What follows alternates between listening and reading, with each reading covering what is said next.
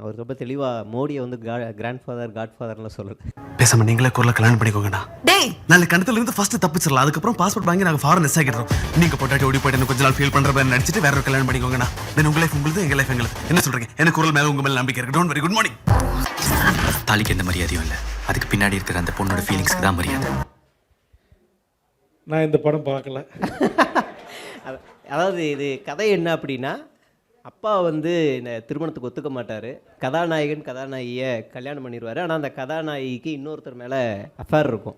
நீங்கள் இப்போ கல்யாணம் பண்ணிக்கோங்க, கல்யாணம் பண்ணதுக்கப்புறமா நான் கல்யாணம் பண்ணிக்கிறேன், இப்போதைக்கு இங்கேருந்து தப்பிச்சா போதும் அப்படின்னு சொல்லக்கூடிய ஒரு கதைக்களம் அது.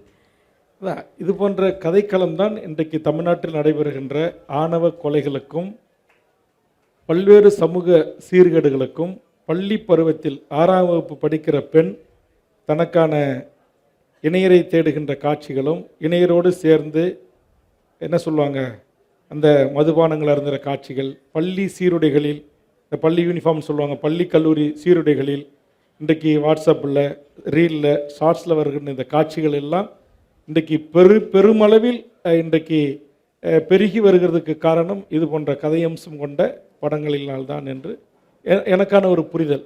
இன்றைக்கி ஆசிரியர்களே மாணவன் வகுப்பறையில் கொலை செய்கிறான், குவார்டர் பாட்டில் வாங்க காசு இல்லைன்னா அப்பாவை கொல்றான், அம்மா எங்கேயோ போய் கூலி வேலை செய்து சம்பாரித்து அடுக்கு போனையில் எங்கேயோ பதுக்கி வச்சுருக்க பணத்தை கேட்டு தரலைன்னா சொந்த தாயே போதையின் உச்சம் அந்த வெறிக்கு போய் கொலை செய்கிறான்.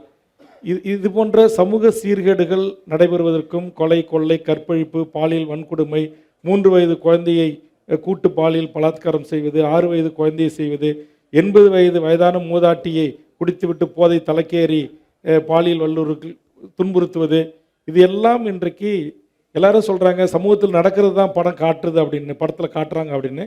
ஆனால் சில நிகழ்வுகள் வந்து இது போன்ற படங்களினால் இது எல்லாமே தவறில்லை, நம்ம எப்படி வேணாலும் வாழலாம், யாரோட வேணுமாலும் வாழலாம், நம்ம என்ன வேணாலும் செய்யலாம், நம்ம கேட்கறதுக்கு இங்கே யாரும் இல்லை, ஒரு கட்டற்ற ஒரு சுதந்திரம் தனக்கு வழங்கப்பட்டிருக்கிறது என்று இன்றைய இளைய தலைமுறை கருதி கொள்வதற்கு இது போன்ற காட்சிகளும் இது போன்ற படங்களில் வருகின்ற சில செய்திகளையும் உள்வாங்குகின்ற அல்லது பின்பற்றுகிற ஒரு சூழல் இங்கு இருக்கிறது.